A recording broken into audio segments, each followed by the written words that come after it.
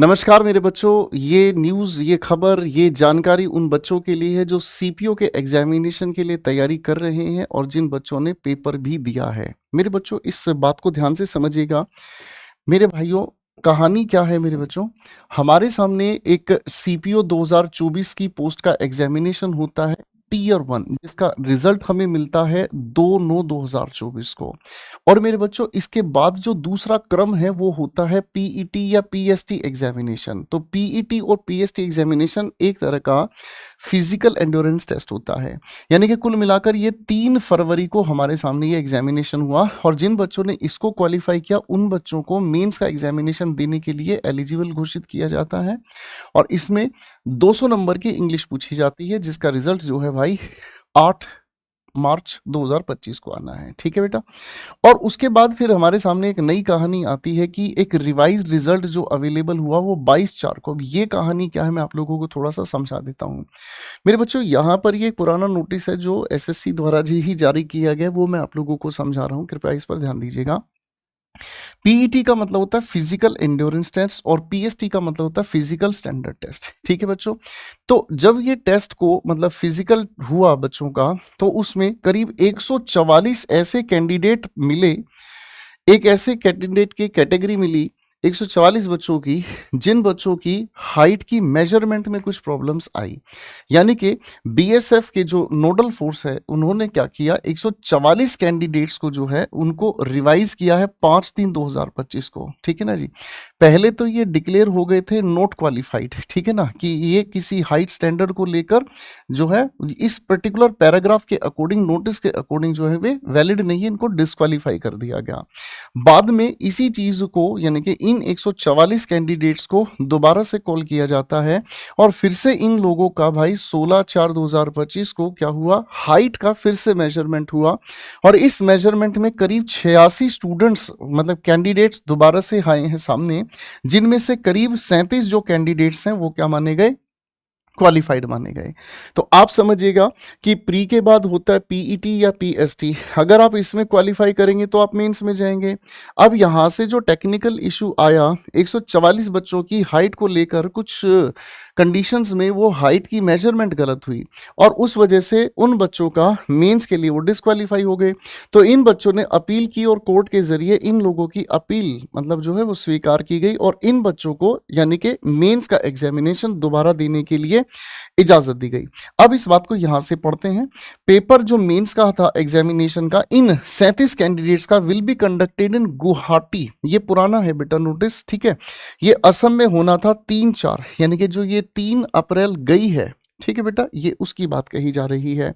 ठीक है ना? और आप इसको डाउनलोड कर सकते हैं 25/4/2025 तक। ये पुराना नोटिफिकेशन है। अब इस नोटिफिकेशन से थोड़ा आगे बढ़ते हैं तो क्या हुआ मेरे बच्चों, 29 तारीख को एक और 29 तारीख को एक और एसएससी के द्वारा जो है बेटा एक और प्रेस नोट जारी किया गया जिसमें कहा गया कि जो ऑनरेबल हाई कोर्ट का ऑर्डर है ना दिल्ली के अंदर, ठीक है, वो मतलब ये जो भी केस का नंबर है बेटा 29/4/2025 को जो सारा का सारा प्रोग्राम शेड्यूल किया गया था, एग्जामिनेशन टाइमिंग्स को डिक्लेयर किया गया कि आपकी जो पहले की रिपोर्टिंग टाइम थी ना बेटा वो एंट्री क्लोज टाइम ये जो है अब डिक्लेयर किया गया। पहले ये जो कहा गया था कि इस टाइम किया जाएगा इसको रिवाइज किया गया इसकी टाइमिंग को, यानी कि 3 से 5 तक ये आप लोगों का टाइम पेपर का था और मेरे बच्चों तिथि रखी गई, डेट रखी गई 30 अप्रैल 2025 को। ठीक है भाई, यानी कि पेपर की टाइमिंग में थोड़ा सा चेंज यहां पर हमने देखा।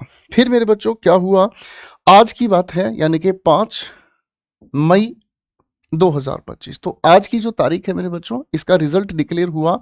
ये मेंस का पेपर हुआ और आप सभी जानते हैं कि मेंस के पेपर में इंग्लिश ही आती है 200 नंबर की। ठीक है मेरे बच्चों, ठीक है, और ये अपने आप में एक टेंटेटिव आंसर की है, ठीक है ना, जिसके अंदर कैंडिडेट की रेस्पॉन्स शीट को भी शामिल किया गया है।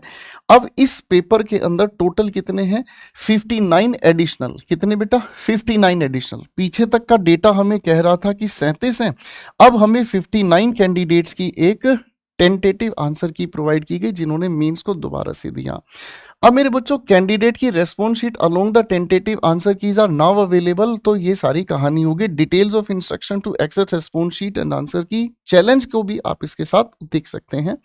ठीक है बच्चों, तो ये जो है आप लोगों के सामने क्या लिखा है, representation in respect of tentative answer keys if any may be submitted online from, यानी कि आज से ही, यानी कि शाम 6 बजे से ही 7 मई 2025 6 बजे तक आप इसमें 100 रुपीज पर क्वेश्चन के अकॉर्डिंग बाबू आप इसको क्या है किसी भी सर्कमस्टेंसेस में 7 मई तक आप अपना कोई भी क्वेश्चन आपको लगता है चैलेंज करने लायक तो आप उसे चैलेंज कर सकते हैं। ये अंडर सेक्रेटरी हमारे सामने एक आदेश आया है मेरे बच्चों। अब मैं आप लोगों को मिलाता हूं मेरे बच्चों, कहानी कहाँ है बेटा, अब मैं आप लोगों को मिलाता हूं। ये है आप लोगों की आंसर की जो हमें भी मिली है, और ये मेरे बच्चों आप लोगों को अपने टेलीग्राम चैनल पर भी मिल जाएगी। अब देखो ये जो पूरी की पूरी आंसर की है ना बेटा, अब जो हम देखो इस चीज़ को प्लीज़ प्रमोशन कोई भी बच्चा नहीं मानेगा, मेरा फ़र्ज़ है आप लोगों को बताना। हम जैसे अपने प्रैक्टिस बैच में चल रहे हैं आप लोगों के लिए कि हम लोगों ने पहले बेसिक्स लिए, छोटी छोटी बातों को समझा, सेंटेंस के एलिमेंट्स को समझा, और उसके बाद हम लोगों ने पैरा जंबल को निपटाया, उसके बाद हम आरसी को निपटाए भैया, उसके बाद हम क्लोज टेस्ट को निपटाए। आप इस चीज़ को अब थोड़ा सा महसूस करेंगे जब पेपर का पैटर्न अगर आप ध्यान से देखेंगे तो बदलते पैटर्न के अकॉर्डिंग हम पहले ही चल रहे हैं, और मतलब ये अच्छी किस्मत है हमारे स्टूडेंट्स की, उन बच्चों ने इस चीज़ को पेपर में इसी पैटर्न में देखा, तो नेचुरल है उन बच्चों का इस वजह से कॉन्फिडेंस अच्छा हुआ होगा। खैर मेरे बच्चों जो मुद्दे की बात है उससे दूर नहीं जाते हैं। ये टोटल 102 पेज की आपको पीडीएफ दी गई है।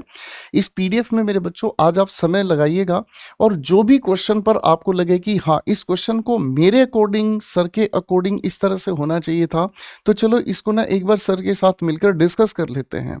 तो मेरे बच्चों इस पूरी की पूरी देखो उसी पैटर्न जैसा हम लोग आपके साथ मिलकर प्रैक्टिस टर्बो प्रैक्टिस बैच में चल रहे हैं। पहले आप लोगों को क्लोज टेस्ट दिया गया है इसमें, तो इस पूरी की पूरी पीडीएफ को एक बार आप ध्यान से जांच पड़ताल कर लें। जिस किसी भी क्वेश्चन में आपको डाउट महसूस होता है, आप सभी नन्हे बच्चों का दिल से स्वागत है।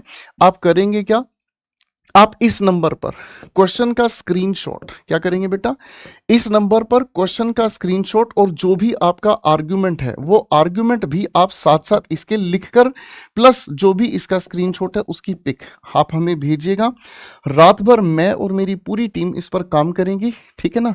फिर जिन जिन क्वेश्चंस में आप लोगों को दिक्कत होगी मेरे बच्चों, आपसे मैं दूर नहीं हूं, मैं आपके साथ हमेशा हूं, ठीक है। तो आप इसे फटाफट से मुझे भेजेंगे ताकि मैं हर एक क्वेश्चन पर क्लोज ऑब्जर्व करके चीज़ों को ना आपको बता सकूं कि ये क्वेश्चन चैलेंज करने लायक है और ये क्वेश्चन चैलेंज करने लायक नहीं है, तो अपना पैसा और अपनी उम्मीदें झूठी बेवजह कहीं ना जोड़ें, ठीक है बेटा। तो जल्दी फटाफट से वीडियो को खत्म होते ही अपनी पूरी आंसर की आप डाउनलोड कर सकते हैं, ठीक है बच्चों। और ये आपको डाउनलोड करने की कहाँ फैसिलिटी मिलती है, आप हमारे जब चैनल पर आते हैं तो बाबू मोर पर आप क्लिक करेंगे, यहाँ टेलीग्राम लिंक आप लोगों को मिल जाता है। जैसे ही टेलीग्राम लिंक आप क्लिक करेंगे तो बेटा टेलीग्राम चैनल पर आप पहुंच जाएंगे, और इस टेलीग्राम चैनल पर आप लोगों को ये पूरी की पूरी आंसर की मिल गई है, ठीक है। तो खटाखट फटाफट यहाँ पर भी ये नंबर आप लोगों को प्रोवाइड किया है, ठीक है बच्चों। इसी जानकारी के साथ बहुत शुक्रिया। और जो बच्चे आने वाले सीपीओ के एग्जाम्स की तैयारी कर रहे हैं वो बच्चे इस एक बार पीडीएफ को ज़रूर एक्सेस करके देख लें, ठीक है ना। और आप लोगों को फॉर्म भरने के साथ साथ पूरे के पूरे क्लॉजेस की बहुत अच्छे से डिटेल में जानकारी होनी चाहिए कि क्या पता किस वजह से आपको किसी भी पेपर को या किसी भी आंसर की को या फिर किसी भी डिस्क्वालिफिकेशन को चैलेंज करनी पड़ सके। थैंक यू सो मच मेरे बच्चों, आज के लिए इतना ही।